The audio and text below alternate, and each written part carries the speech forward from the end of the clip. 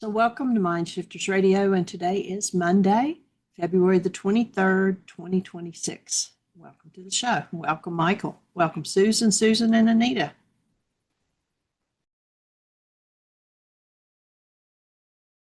Thank you, dear heart, and welcome, everybody. Delighted that you're here, honored that you're here, and that we get to move things to the next level. We had a very exciting weekend, a very full weekend. We had a regular Mind Shifters at Still Point Breathing Club, which happens from 11, usually Saturdays, a couple hours, 11 till about, 2, 3 o'clock, and then 11 until usually a shorter session on Sunday. So we did that this weekend, and then with the facilitated codependence, as Susan is doing, we did a still point on Wednesday. We assigned Mind Shifters, and then we did still point breathing yesterday afternoon. And so we had a very breath-filled weekend, and it was a lot of sweet processing, a lot of clarification.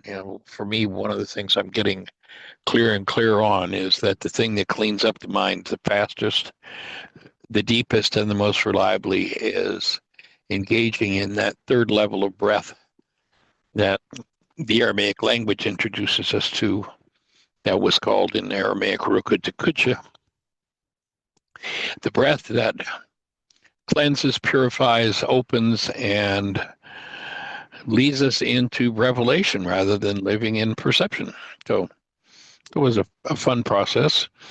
And so welcome, delighted that you're here. And anybody got anything exciting on your mind? Share.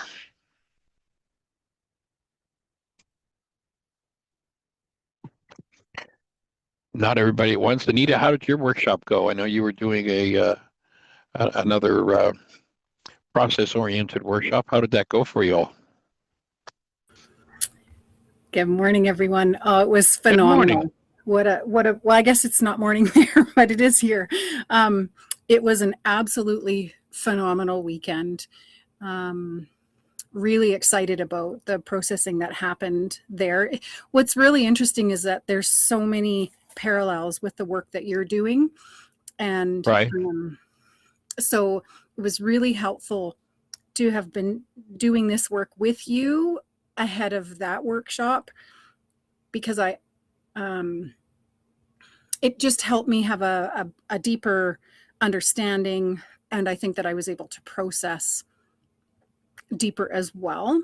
And so I'm really thankful. We have level 2 in 2 weekends, and so in the meantime I want to do some catching up, and I saw that Jeannie had sent out the recording from yesterday, and I will watch that tonight. I can't wait to see how everything went, and I am deeply regretful that I missed that yesterday. We had 12 breathers plus Michael and I, and one or two of them, it was their first time breathing, and they had phenomenal experience. So that was awesome. Yeah, amazing. We have people from Thailand, Canada, Mexico, and a variety of states. So it was a very international group. Spectacular. Wow. Yeah, so I look forward to when you do that again next, and hopefully my schedule will allow me to join. One of the things that was most powerful this weekend, well, that's funny. I had this in my pocket. It says, "Your successes can be truly amazing now." I wondered what was in my pocket. That's awesome. Sounds like a good mind shifter. Was working on the love affair with self. And so this is my biggest work. And so one of the things that I was disappointed about with this workshop is that they didn't really give us any homework other than to do some more reading of books and things about what are the next steps to take. So we did a clearing, and then we do a declaration of our love for ourselves. And so I'm curious about what you would recommend a next important step would be for me in developing this relationship with myself. I'm completely floundering here. I have no idea. This is so foreign for me. Well, there's a wonderful line in the Course in Miracles that says, you need not seek for love. You need only seek, find it, release the barriers you built within yourself against it. So the key tool would be forgiveness. Go back to Yeshua, and in essence, he said the same thing 2,000 years ago. He said, in order for you to live, you've got to die. And that doesn't mean physically dying. It means the false self in the mind dying. And then looking to, a really important part of the healing process in order to be able to really identify and carry out what it is you want to do is having clear language and clear definitions of things. And I used an example in the workshop yesterday. Someone was asking a question. I used an example. Let's imagine that, we have a workshop, and at the end of the workshop, there's a raffle, and we're going to give away a brand new Mercedes-Benz to the winner of the raffle. And we have a group of people who know nothing about cars, have never seen a car, and don't know one car from another. And so a person who wins the raffle, we tell them, and there are 2 cars out in the parking lot, we tell them that their new Mercedes is kind of shaped like a beetle.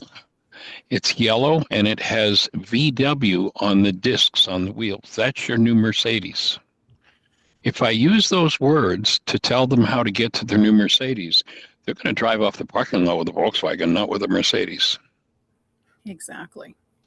And so when I tell you that we're going to embark on the process and the program of loving ourselves, I just told you to go pick up the Volkswagen. Because love is not a verb. It is not something we do to ourselves. It's not something we do to each other. It's not something anybody can do to us. And the best way I know to verify that, and it's the opening question we've used for years in our Why Is This Happening to Me Again workshop, is you have children, right? Mm-hmm. So go back to the moment where you held your first newborn and tap into the essence of your newborn. Breathe into and really remember the essence of your newborn. What word would you put to his or her presence? Mm-hmm. That's love for sure. Yeah. So then the question becomes, so is your newborn loving you? Mm-mm. No, nothing to do with anything that being is doing. It is the essence. It is the presence of that being. And we send somebody off on a journey to love themselves. We send them off on a false journey. Mm-hmm. So the journey of discovery in this regard, to me, and I used to use it. You'll still see it show up in some of my old articles and such, where I use the word love to represent something we do to each other. I'm going to love you. We're going to, and then when the lightning bolt hit me and the experience came of, oh, this is what I am. It's not something I do. Then the discovery is the discovery of the true self, which is covered over by the false self, a false image in the mind generated out of thought disorders that form a picture in the mind of self, and the major thought disorders that are at the root of that false self are power person dynamics. That's the whole power person process. Mm-hmm. And so it's dismantling the false self and the false definition and coming into the experience of yourself as the physiological presence of love. And forgiving everything else unlike it. So the next steps I would offer would be every tool you learned at the intensive, every tool we taught. And in particular, the forgiveness process. And the most powerful way I know to bring the presence of your human beingness into your form is through your breath. And so the still point breathing process. Since many of the thought disorders that have us believing that we're this or that, you hear people with derogatory terms about themselves. Oh, I'm really stupid. Oh, I just did something really foolish. Their thought disorders usually based in power person net messages that need to be forgiven. And so that would bring in not only the forgiveness worksheet, but the power person worksheet. Right. And that can be a pretty tough one to face, those power person dynamics, because they're connected to people who, especially when we were small, they were our gods.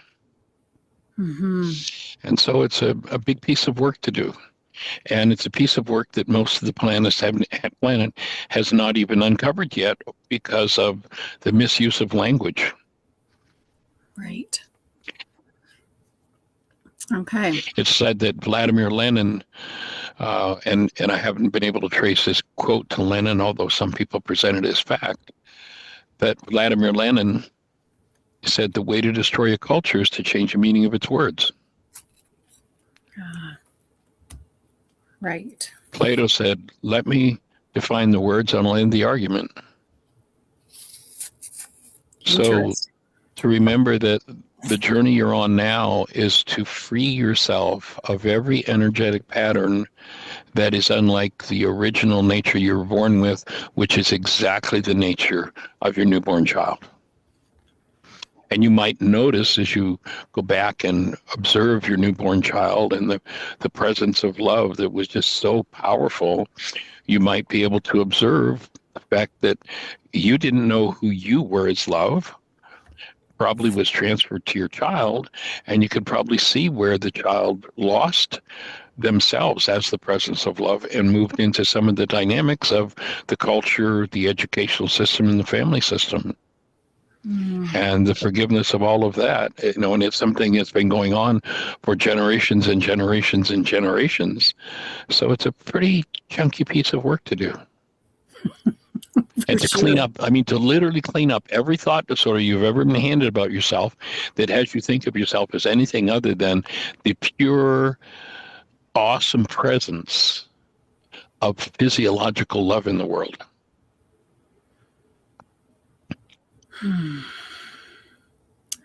Okay.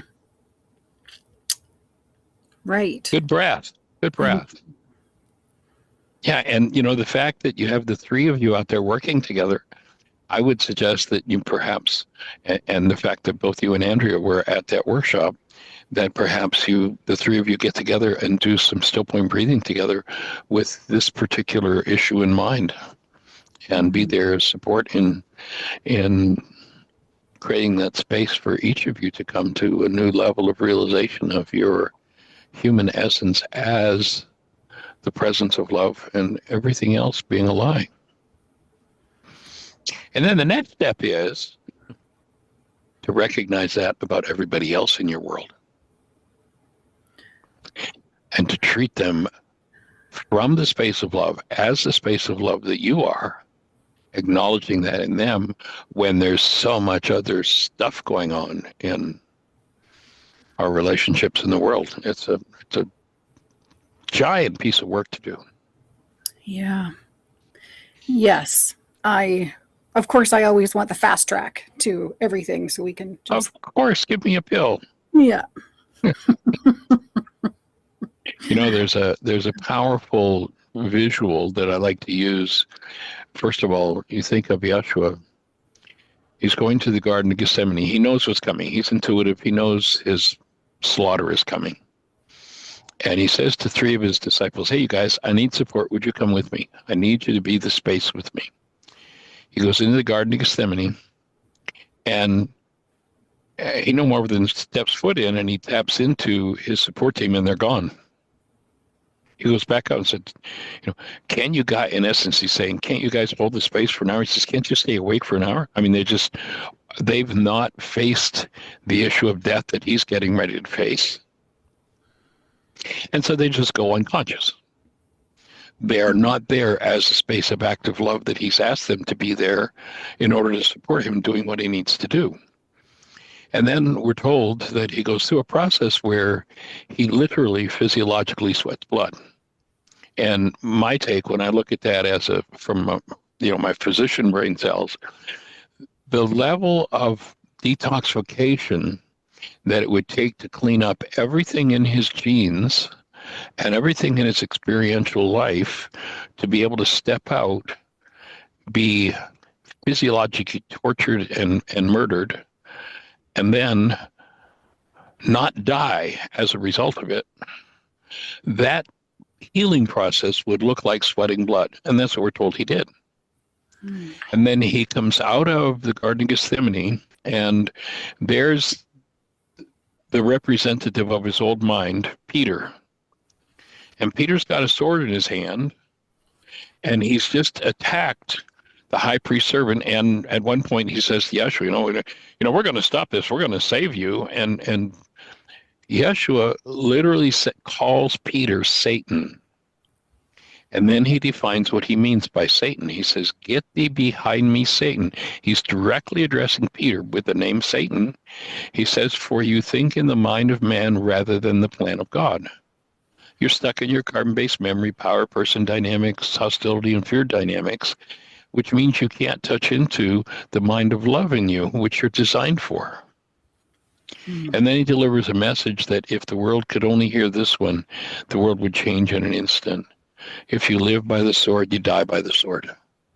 Now, whether the sword is that one wields is their tongue or a physical sword, doesn't matter. The energy with which we lash out, if that's what we're doing with the sword, as Peter was, is what's going to come back and bite us in the butt.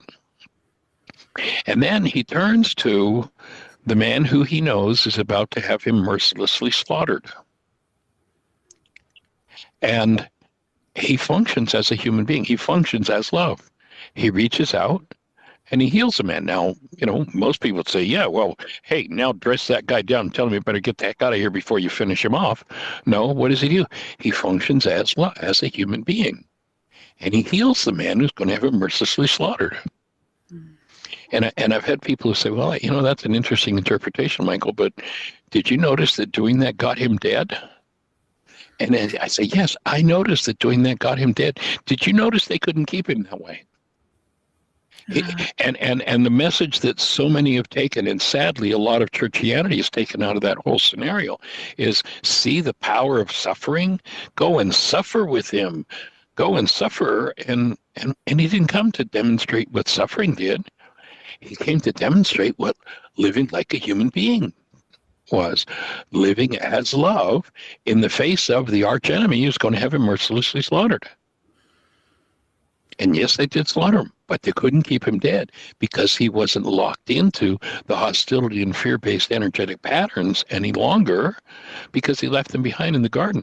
So they couldn't kill him. Hmm. So to me, that's like a model. If I stand in front of someone and everything they've done resonates every bit of hostility and fear in me, I lose my identity as love, and I'm the one that's in trouble, that's got work to do. And it's only my disconnection from love that's going to bring disease, suffering, and death to me. And the whole message of the world is to disconnect us from love, from our essential nature, and then use the word improperly to represent something we're going to do for or to each other. Wow. My offering would be just, use every tool you've got. Every tool you acquired at the intensive, every tool you acquired at this workshop that you just did, and every other tool that you've got in your life. Thank you. And breathe. Yeah. So I won't have this wrapped up by 4:00 is what you're saying. I suspect you probably won't have it wrapped up by 4:00. No. That was really helpful. Thank you. Awesome. I really appreciate that. Honored and delighted. Glad to be here. Glad you're on the team. And delighted to be on yours. Hey. So appreciate the support here. It's really You phenomenal. got it. Yeah, thank you. You've got it. Any other thoughts? I think that's probably enough for me to chew on for today. Okay, cool. Thank you. All right, blessings. And Jeannie, thank you so much for putting that in the chat, the honor of the self challenge. Yeah, I will. that's on review. your personal code evaluation, but I thought I'd stick it out there. Brilliant. Thank Those you are the so much. assignments under love of self or honor for self. Perfect. Thank you. Yeah, that's one of the places where you'll see our mistaken language as in the early days, actually until when did we change that, honey? When did that realization come? I don't even know. It's maybe in the last 10 years. Yeah. And we've been doing that personal code evaluation for 4.5 decades. And where you now in your personal code feedback sheet, you see honor for self, honor for others, honor for truth, and honor for laws of living. We, for 3.5 decades, used the mistaken language that the labels on those sections were love of self, love of others, love of truth, love of laws of living. And, did that for decades without realizing it until the opening came, till the realization, oh, wait a minute. No, you can't love truth. It's not about loving truth, because love is a state of being. It's not, it's just, telling somebody to go, grab the yellow Volkswagen out there and they think they're driving away with a Mercedes. So so now we've corrected that, and of course, if that's one of your challenges, this would be a good time in the context of your question and your experience of this weekend, would probably be a good time and to go back and rewatch the personal code evaluation videos that came with it. Or, out of that intensive, you still have a personal code evaluation left that you can take. So if you want to do that, just go ahead and log in. Go back to your original email that Jeannie sent you with your login information. Log in and do the personal code evaluation. Send either Jeannie or I a text, and that will give you an update as to what your current challenges are. And then watch the videos again and step in. The most important things you could do to work through what your original question was would be to know your latest challenges and do those 3 assignments. And what usually happens, like with the amount of work you've done in that intensive, since that intensive, and then what you just did this week, your scores will probably have changed dramatically. And so looking at, and oftentimes something that was way down on the list, like there are 10 challenges, if you remember, on the evaluation, the item that maybe was your number 10. In other words, you don't even have to think about this one. There's no work to be done here today. When you originally did the intensive, now you do the evaluation, and that number 10 might be number 1. Might be your most important one, because you've done the work of cleaning up the others. They're now out of the way. Here's the most important piece of work that you can do. And so that's the idea of the evaluation. So if you choose to do that, just drop us a text saying, it's completed, and we'll get it marked up and back to you in terms of your next set of opportunities.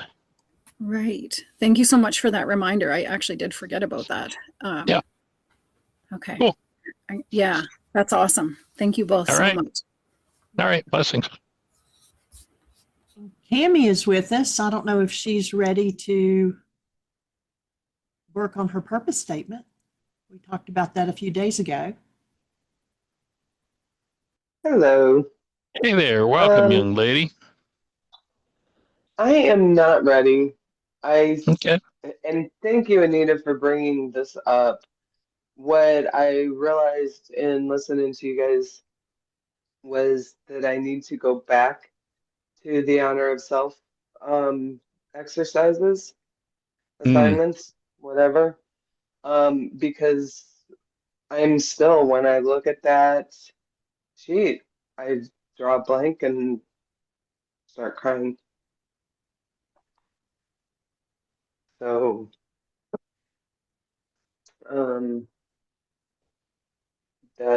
I think I need to get that up before I can do it. I've got nothing. Cool. Well, it might be worth going back to the video on the assignments and just refresh brain cells with, oh, here are the here's what will be most effective of taking me through this.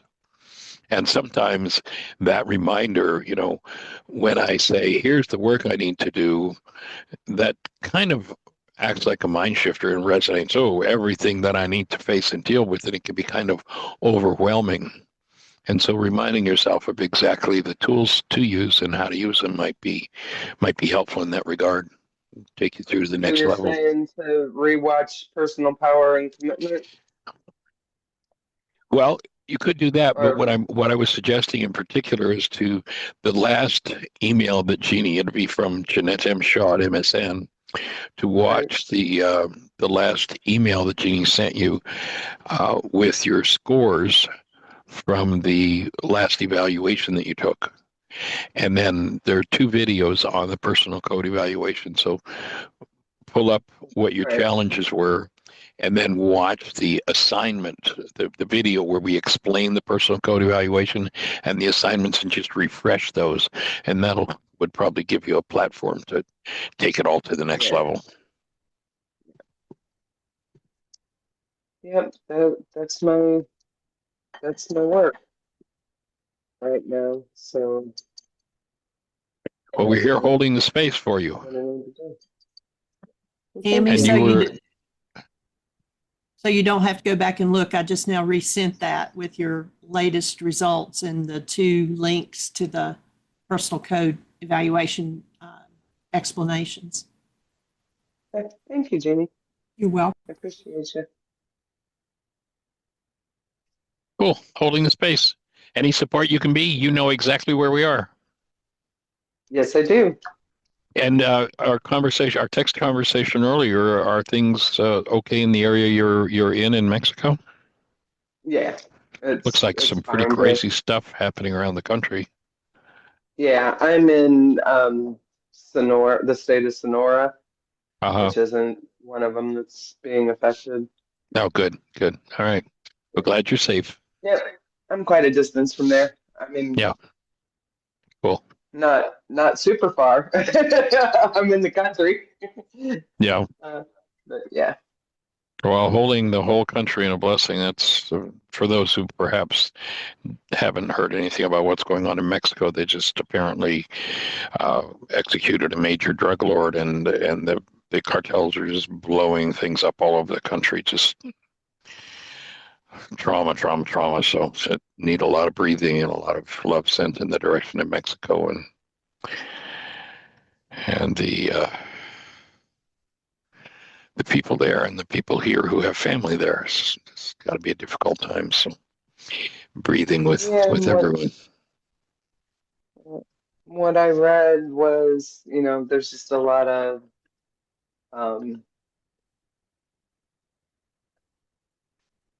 violence, burning buildings, and all kinds of craziness. Cars and buses and just sounds like the criminal element is wanting to take vengeance on the officials who dared to do such a thing. Go after their drug lord king, their drug king. So.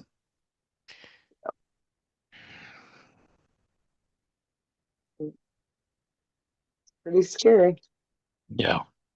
Considering that we have a president that wants to go to war at the drop of a hat, or do things that can start one very quickly. That's another we'll topic. definitely hold the same space here as there. It's there's definitely lots up for healing for a lot of people all around the globe. It's definitely an opening that's going to take things to the next level, I'm sure. There we go. Can I just ask, because I think that as beautiful as it is in Mexico, and people like to go there, myself included, there still is a level of fear that kind of exists with you've got the military with machine guns and the cartel, and so there is a little bit of a level of fear. So now the cartel has taken this level of fear up several notches. Absolutely. Mm-hmm. And so, Well, actually, let's language that just a little differently. The cartel has taken actions that will tend to resonate everybody's dissociated fear and bring it into awareness. Let's hold the space that those whose dissociated fear have come into awareness because of those actions. Not that those actions have caused it, but that those actions have resonated. That everybody realizes that the breath is available for them and the support is there to heal that fear and to change this mass outcome that's being created. yeah, because the more fear that people feel, the more it continues, it lives on, right? So It's an energy. If we amplify it, it's going to tend to be, it's going to tend to be exacerbated. And that's, of course, one of the reasons why we want to get the tool of forgiveness out there to every mind, heart, and being on the planet so that we can start to dissolve this fear-based insanity that goes on in the world and get back to functioning as human beings, get back to functioning as love, as who we are. You know, you think about the amount of, just think about what's been wasted in war in the last, couple thousand years, the human productivity, the suffering, and to be able to embrace and dissolve that suffering and to dissolve the fear-based mind behind it and replace it with the presence of love is everything that we want to move in the direction of. yeah, thank you. That was really helpful. Breathing with you for sure. Thank you. One of my best friends, her parents are there. And so they've sent photos. I mean, they're safe. They've got food. They're on lockdown. It's all good. And so I was trying to explain to her this. So that, it's important that they remain calm and et cetera. So I will re-listen and I'll translate some of this for them. So thank you. Yeah. And to, just the power, there's an interesting experiment that was done by the people who are associated with TM, and they would take groups of meditators. And to me, what meditation does is it tends to free us from carbon-based memory, which means love tends to come into the space. But they've got several experiments that they've done where they've gone into cities where the level of violence is high and just have meditators who for several days, and they measure crime statistics, and the crime statistics just drop off like a rock. And so, just even as a group as small as this, breathing together, let's conspire to breathe together and allow, if there's any fear, hostility around these issues in any of us, let's just join for a moment. Let's take a quiet moment and just let your jaw relax. And let's everybody breathe through your mouth. Let your breath just reach down into your physiology. If there's any tension that represents perhaps the movement of fear, let's breathe into that. Let it soften.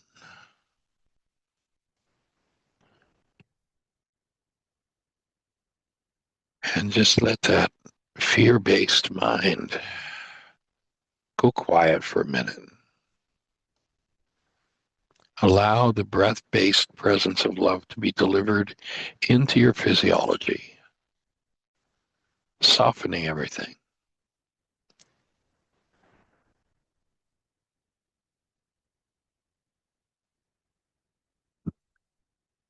And as you tap into that presence in you, notice that in each cell,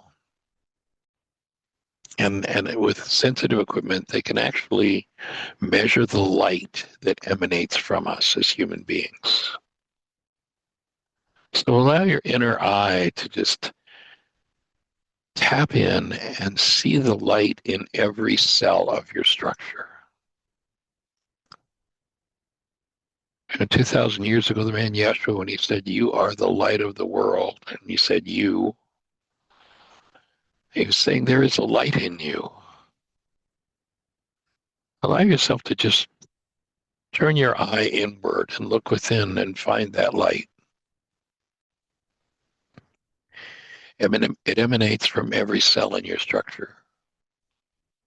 Now, it's maybe been overlaid with fear, rage, guilt, grief, pain, drama, disease, and suffering. But beneath all of that, there is a light. And by focusing with the breath, because the breath is the deliverer of love into your cellular structure, you'll notice people in trauma don't breathe very much. They cut themselves off from the delivery system of love into their own structure. And just allow yourself to take a few deep breaths. Relaxed, open jaw, breathing in and out through the mouth.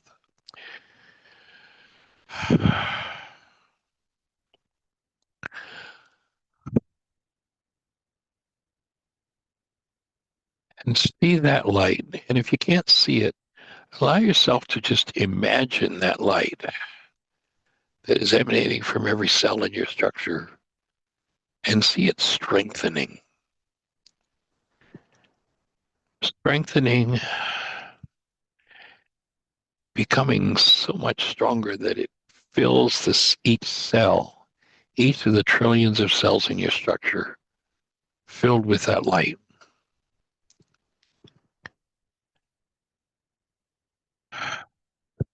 And because resonance is the operating principle, if I hit a middle C tuning fork on a desk and I put it near a second middle C tuning fork, resonance says that the vibratory power of the second tuning fork is going to increase.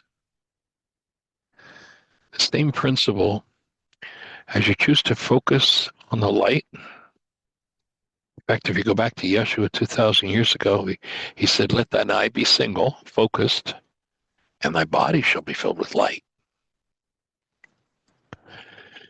Physicists today are telling us that matter is made of light energy. So just tap into that presence of light in you and allow the light in each cell to spill out over the edges of the cell. Just imagine in your own structure that's happening, and it connects with the light in every other cell in your structure. And the deeper you breathe, the more you soften, the more your nervous system comes into coherence, the more that light is strengthened. And that light is the presence of love. Feel that presence of love in your physiology. Your presence being love in your physiology.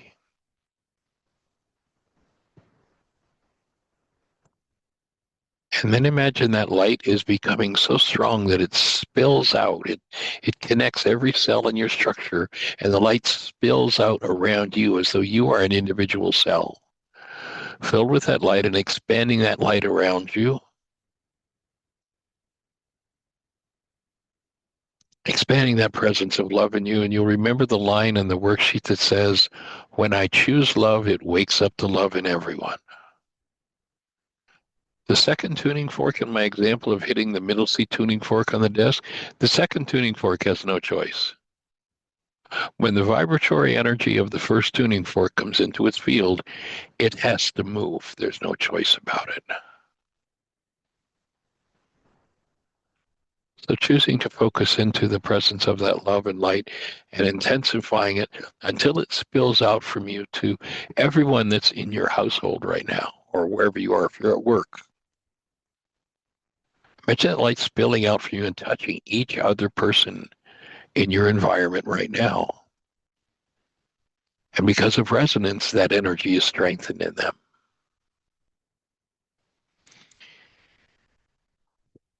And breathing. The breath is the deliverer of the presence of love into human physiology. Keep yourself connected there. And see that light expanding out beyond your workplace or your home, wherever you are right now, to the surrounding community. because you've chosen to strengthen the presence of light and love in you. As a resonating tuning fork, you resonate that same in others, and it strengthens whether they're aware of it or not.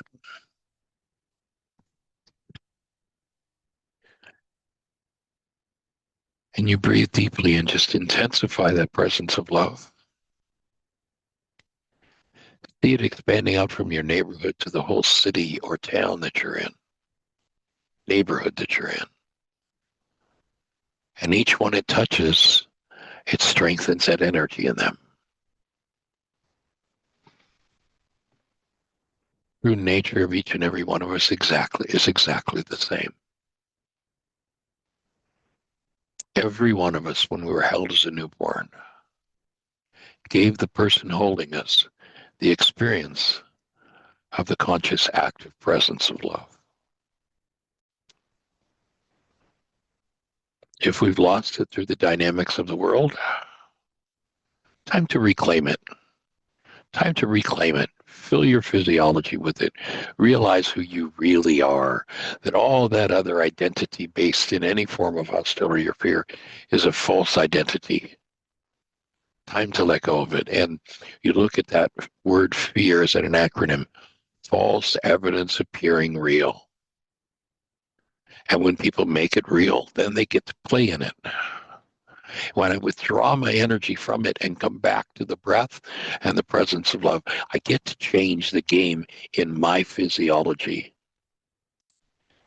And by changing the game in my physiology, as those meditators were able to document, they literally, when a group of, they'd have 20 or 25 meditators together in a violent city, they would purposely go to violent cities, and the violence would drop off. The influence of meditators was measurable.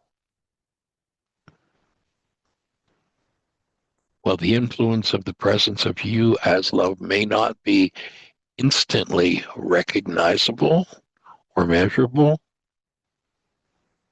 It is an actual measurable energetic influence that can change the world.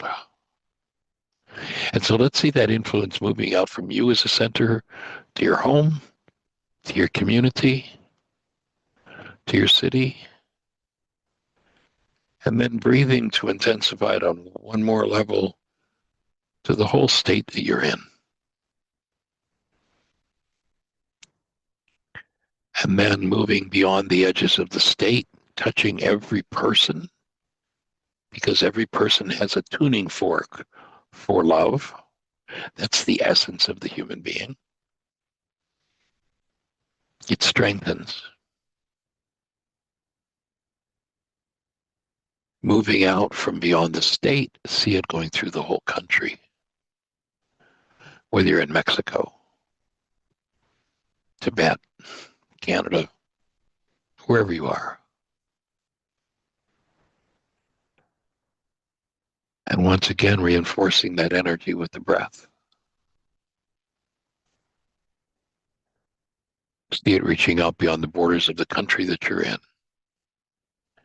Extending that energy. There's nothing we know in the physical universe that can stop the high energy wave that leaves the mind when we think a thought. And when we source our thoughts from being, from love, they penetrate all matter and travel through all space and time.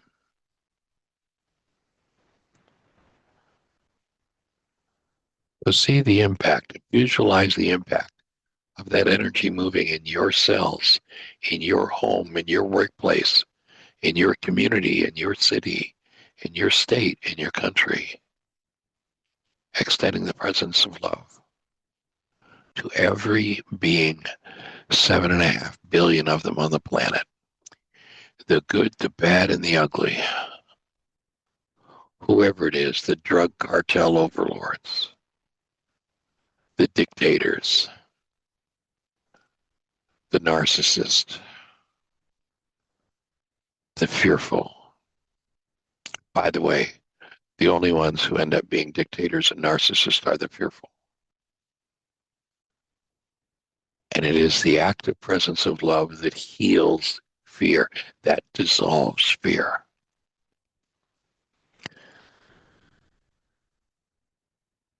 Breathing with you.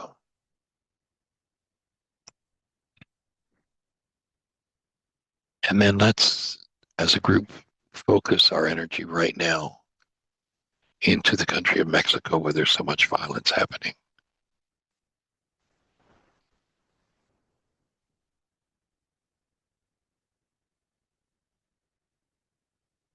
And let's just visualize the calming presence of literally the energy field of love permeating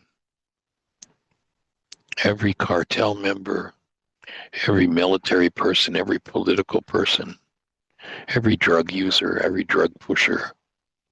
See that presence of love encompassing them. Every person who's shuttered in their homes in fear, every mother, every father, every grandmother, every grandfather, every child, every infant, because you've chosen to focus into love.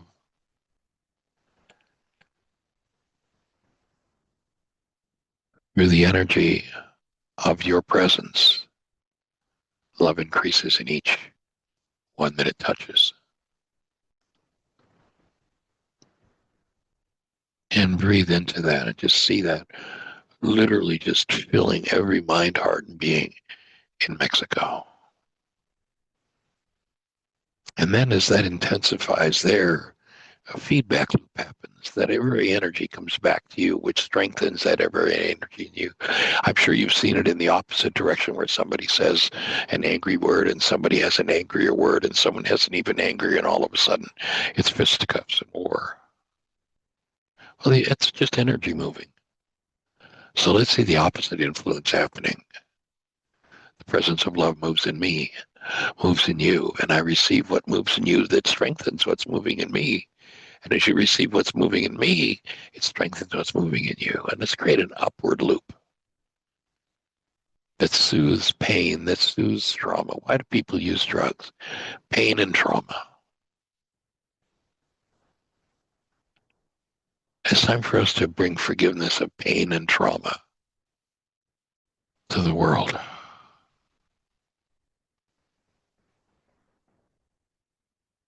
And it is the presence of love delivered by the breath in each person that strengthens the energy and the presence, the availability of love as an option for every sad, fearful, hurting, or angry mind.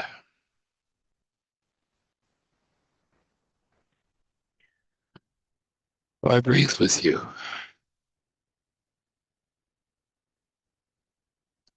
I see the political leaders all over the globe that are doing whatever they're doing. See this energy of love moving from within them into awareness.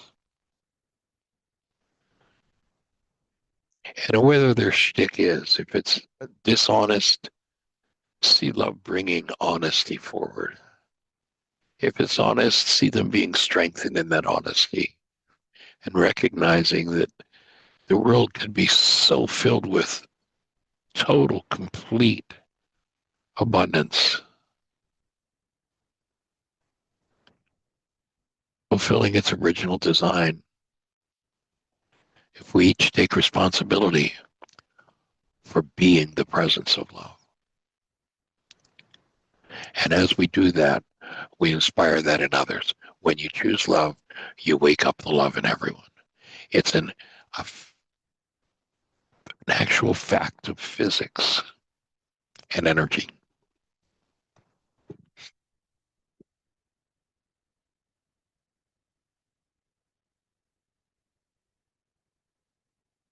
So breathing with you.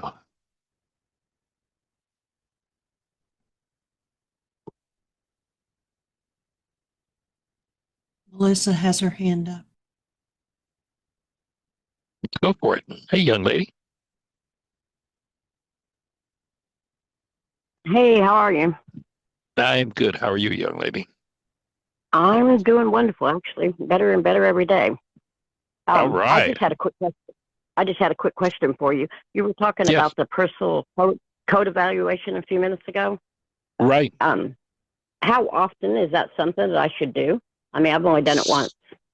Right. Well, the idea is when you start, like when you do, like you bought the codependence to interdependence communication practice self healing intensive. So with that comes 3 personal codes evaluations. You did one at the beginning. Then what we suggest you do is go through the course and do one at the end. And then, as when I was just talking with Anita a few minutes ago, she's about 3 months out from her course, has been doing a lot of work, so it might be a good time for her to do it. So just kind of when you feel like, oh, I need another reality check, I do it every once in a while just to check my own mind, because one of the easiest, the easiest person on the planet to fool is ourselves.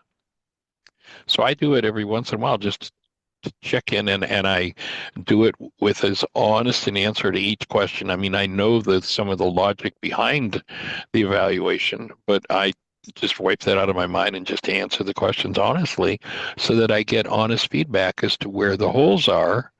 And the idea of the evaluation, there are 10 different areas: stress management, honoring self, honoring others, honoring truth, freedom from fear, freedom from hostility, honoring laws of living, use of will, nutrition, digestion, toxicity, and then there's a validity check, a thing that in the evaluation that scores whether or not you're consistent or inconsistent.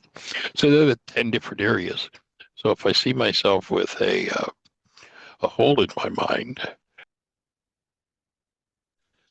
then if you remember when you did the evaluation, with your feedback came 2 videos for you to watch that gave you, okay, here's your number 1 challenge, here's your number 2, here's your number 3, and here are specific tools to use and clean those up. So if you feel like it's time to do a reality check on yourself, go for it, or maybe wait till you finish the codependence and then do it again. Yeah, well, I actually haven't done any. I haven't actually done any of the codependence. Because I've just done so much work on myself with everything I found out. But I feel like I've been doing great with all my work. And You've been doing I it. hadn't thought about it. Yeah, I've been doing tons of work, and I feel like I'm doing great because I feel great and everything's been going great. But I just heard you talking about the personal code evaluation, people redoing it, and I just wondered if there was a set amount of time or just when I felt the need to, or what. So. Yeah, when you feel like you need a reality check on your own mind, that's the time to do another one, to use one of the other ones.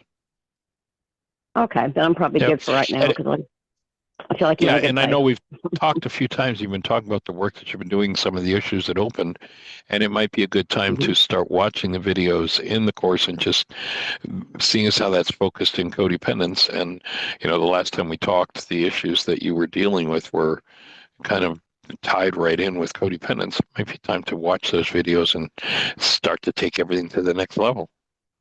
And it's just awesome that you're doing so well. It really might be, because even though I've handled it all really well, it's explained so much about so much of my life. It might be a good time to kind of dig into that part of it. So it might actually be a good time to start. So. Precisely. Okay, well, that was everything I had. That was my only question. So I'll shut up now. All right, thanks. Glad you're here. All right. Thanks. And I think I see Chuck's number out there. So I don't know if Chuck, if you might have anything to share, what's happening in your world? You do, and I hope he does speak up. Well, Chuck, if you want to share anything, you have a question or thought, or just say hello. Chuck is a gentleman that I've known for about 4 decades, and if you want to hit your mute button and say hello, that would be cool. And if not, that's cool as well. And I will call you right after the show. Say hello. Been a while since we've talked.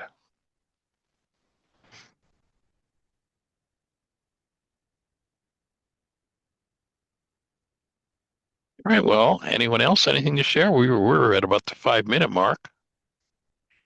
And so, anything happening for anyone else that you could use some support with, or just anything to share?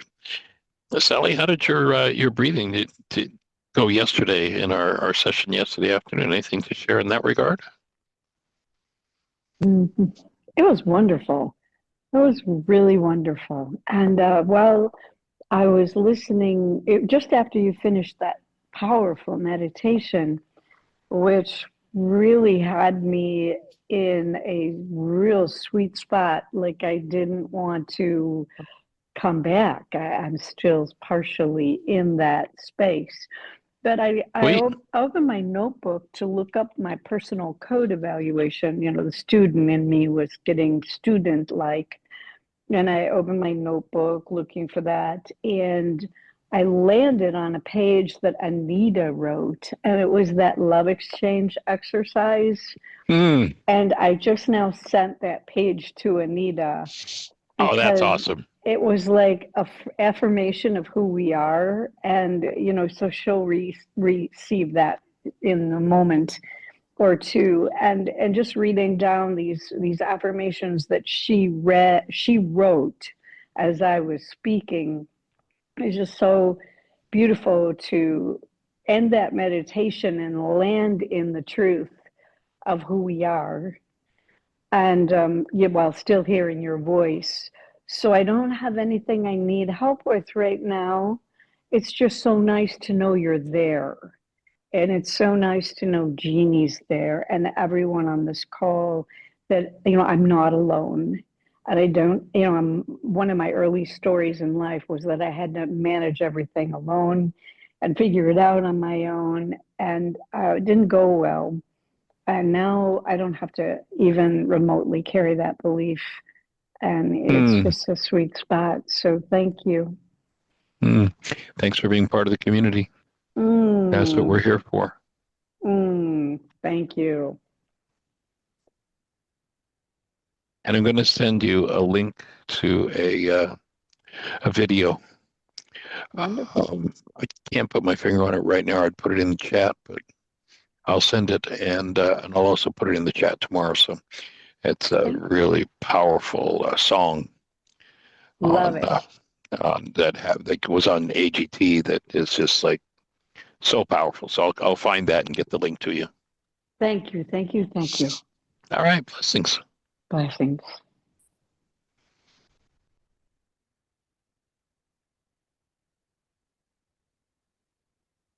Terry was a little late popping in, but do you have anything you want to share from yesterday or from Saturday, Terry?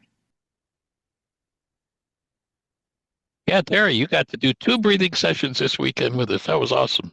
Yeah, it was very nice. And yeah, I was on there for a bit and somehow I got knocked off and I'm back on. So I was participating in that little breath session again. And that was very sweet and very timely. Because I'd actually dialed in just to lay down and breathe. I like to do that. And then went right into it. So all I can say is that there's a never ending continuum, it seems to be, of things that come up. And the good news is there's an answer and a solution, you know. And I guess I'll just stay with the good news. Yeah.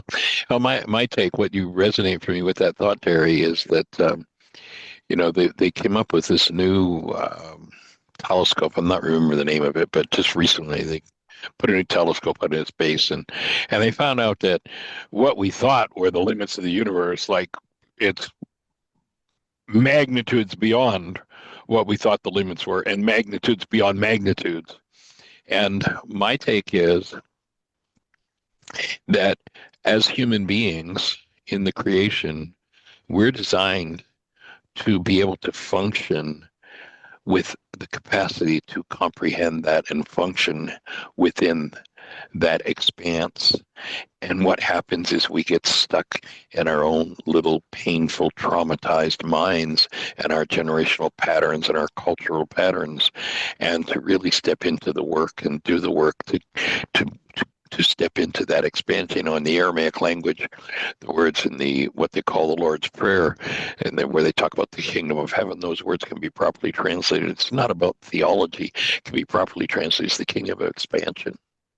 And it's the breath and the connectedness of the breath that really moves the expansion and moves us into functioning as who we are as human beings. And we're not meant to function as little specks of dust. So joining you in that expansion, Terry.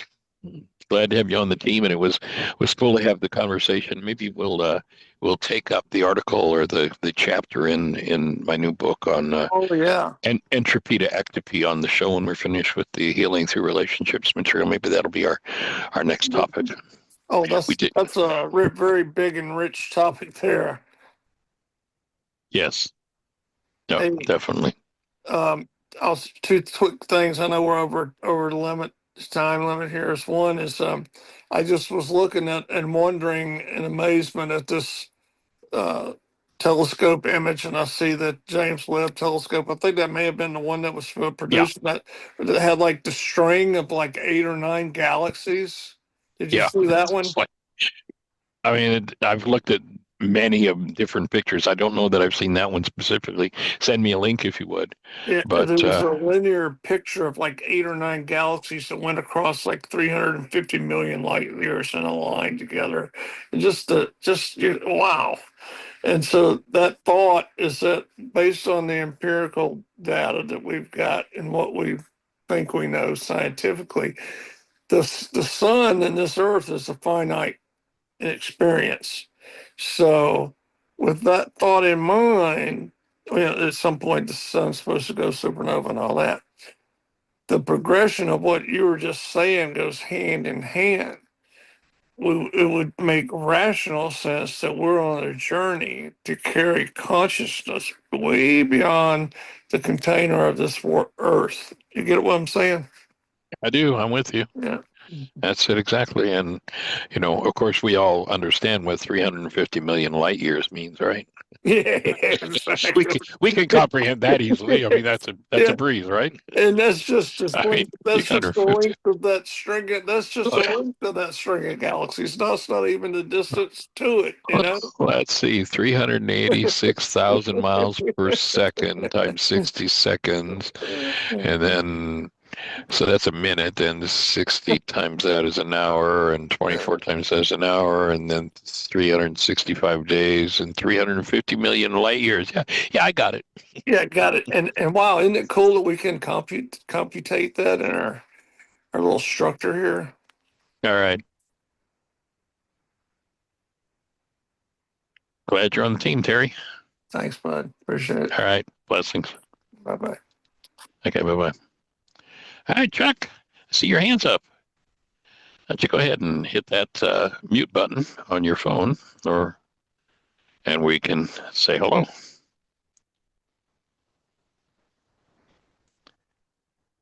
I can't. Let's see. Oh, there we got you. Right? Can you hear me? Hey, I got you loud and clear. When you get Welcome. old like me, Michael, you don't know technology. So. Careful what you ask for now. Well, Melissa actually texted me and told me how to do it. So that's All right. how I'm, connected to the universe. So, I How are actually you, get to sir? speak with you, my old friend. How are you? Well, Yeah, I'm wonderful. I'm good. Young friend, let's keep the language correct here. Acknowledging your youth, Chuck. We're gonna live. I just want to live long enough to be transferred to an AI body so I can live forever. That's. Well, if we do our work, the only reason people die is because they buy into the death game. So maybe if you just forgive and give up the death game, you don't even need an AI body. You get the real thing. Oh, Michael, sorry, this phone keeps messing up on me. Can you hear me? Yeah, you're loud and clear. All right. Well, no, it's beautiful out, Michael, and great to hear your voice again.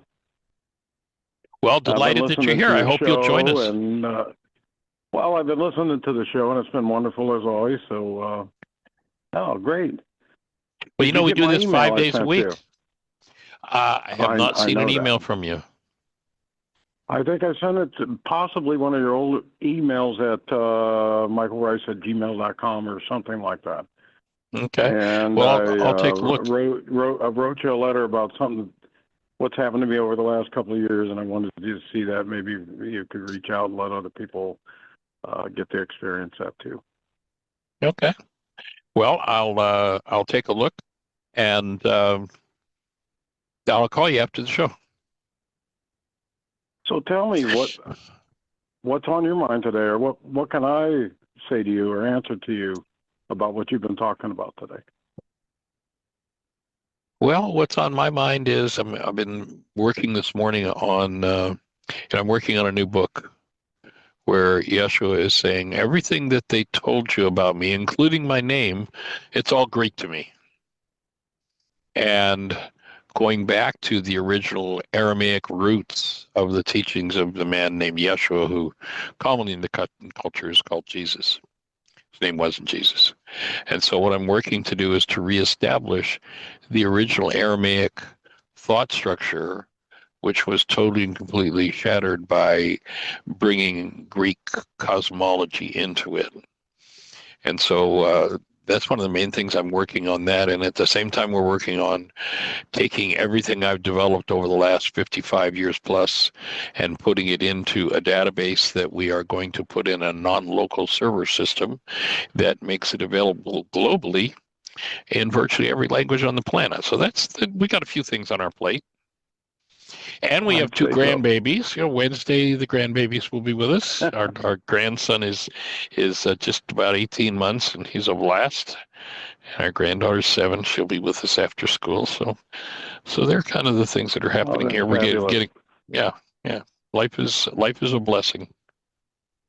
One of the things that you seem to hit home with me today, that you were talking about, everybody, is that what we can expel out of our own bodies and the power that we have individually or collectively, as you would say, if we put it together. And I believe that. I believe the power of that, positive thinking, just good, that we can give off is incredible. And you are one of those people that can let people know that and get that message across. And I think that's awesome. But that's what I got out of what I was hearing today, that we all have the power to heal the world, the universe, whatever. Exactly. Yep. That's core. That's at the core of it all. And when you read the email I sent you, and I'll send it to a different email if I have to. No, I've got it. I'm looking at it as we speak. That is what it is. That is what it is. Is that what God has put in us, or whatever the entity you call it, the power that we have is incredible, and we can either defeat ourselves or we can take ourselves to, amazing heights. But the only way to do that is that if you have the feeling of good towards everything and everybody, and then you can excel like that. But for me, it's, my whole life, and with 9 companies I ran and the thousands of people that I was in touch with, my only feeling was to make everybody happy, everybody feel good. And when you do that, you stay young forever. You have excitement in your soul forever. And, you're put on this earth for purpose to do that, to be good. You, Michael, you were put here for a reason. Yeah. Right? It's true. Yes. And that power is incredible. It is. And so, at me approaching, I turned 67 this year. It's just a number. I couldn't feel younger than I've ever felt in my life, or more excited about what's tomorrow going to bring, and incredible. How could you say a bad thing about it? And thank you for being my friend for 35 years? Yeah, it's more. It's better than 40. No, no, 30. No, you're right. You're right. Yeah, 35 is about it. That's when we first bought Heartlands, about 35 years ago. Yeah. I opened Strong's Ace Hardware and Lumber in 1987, and I think I met you shortly afterwards. Yeah, it was shortly after that. Building Heartland, mm-hmm. Which I hope a lot of your followers have been there, possibly. But yeah, what a great thing. And you never know. I think life is serendipity, and you meet people because you're supposed to, right? For sure.